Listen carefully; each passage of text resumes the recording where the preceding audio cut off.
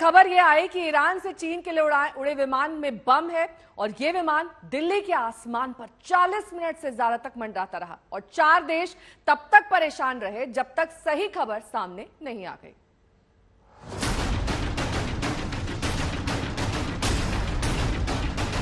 एक phone call जिसने कई देशों में हड़कंप मचा दिया। पाकिस्तान से आया कॉल कि तेहरान से चीन जाने वाले विमान में बम है। जिस विमान में बम की सूचना थी वो दिल्ली के आसमान में मंडराता रहा।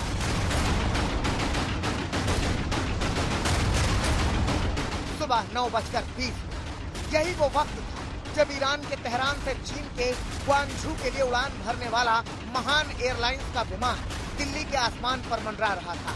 खबर थी कि चीन जाने वाले इस विमान में बम है।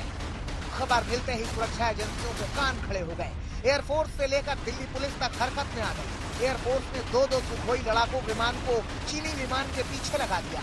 विमान दिल्ली पर मंडराता रहा और बम की खबर से तमाम एजेंसियों के होश उड़ते रहे। लाहौर एटीसी ने तकरीबन 9:20 पर दिल्ली एटीसी को ये जानकारी दी। जो ये फ्लाइट थी महान जो तेहरान से चाइना के ग्वांझू शहर जा रही थी कि इसमें बम अटैक हो सकता है, पॉसिबल अटैक की जानकारी दी। उसके बाद जो पायलट है उसने दिल्ली में इमरजेंसी लैंडिंग की बात कही। दिल्ली में पूरी तैयारी हो चुकी थी। उसके अलावा जो इंडियन एयरफोर्स के जो 2 सुखोई विमान है वो बाकायदा उड़ते हैं और ये क्लियर किया जाता है कि जो विमान है उसमें बम नहीं है।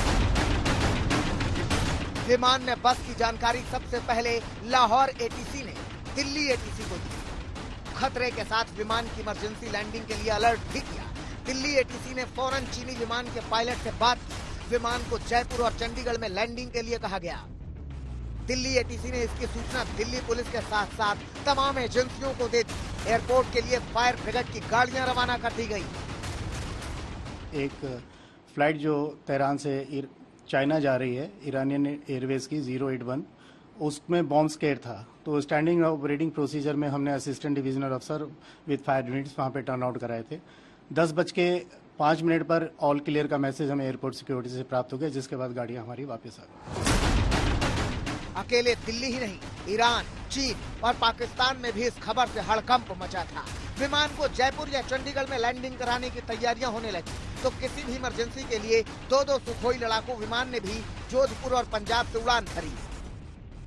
जो फ्लाइट का पायलट है वो अब स्टैंड लेता है, वो खुद कॉल लेता है कि हो सकता है कि ये हॉक्स कॉल हो। और जिस तरह से क्लियरिटी मिली इंडियन एयर स्पेस से, उसके बाद उसने खुद स्टैंड लिया कि अब इस विमान को चाइना के ग्वांझू शहर वहीं जाना था, वहां पर लेकर जाना है।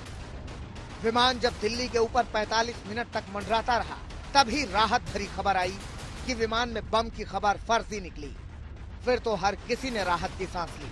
ये राहत की खबर मिलते ही महान एयरलाइंस के पायलट ने जयपुर या चंडीगढ़ लैंडिंग का फैसला बदल दिया और विमान को सीधे ग्वांझू ले जाने का फैसला किया। लेकिन बम की इस अफवाह ने थोड़ी देर के लिए सबकी सांसें रोक दी। मंजीत नेगी, अभिषेक भल्ला के साथ अरविंद ओझा, दिल्ली आज तक।